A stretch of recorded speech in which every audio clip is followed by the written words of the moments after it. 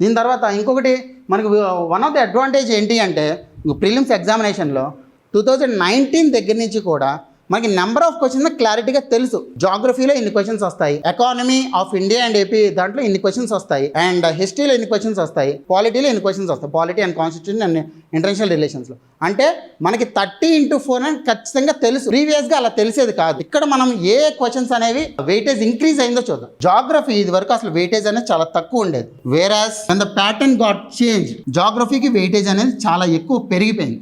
And now science and technology paper చూద్దాం. ఎందుకంటే మనందరికీ తెలుసు పేపర్ 1లో ఏమో everything is 30 marks, whereas paper 2లో current affairs and science and technology 30 and logical reasoning and data interpretation అనేది 60 మార్క్స్.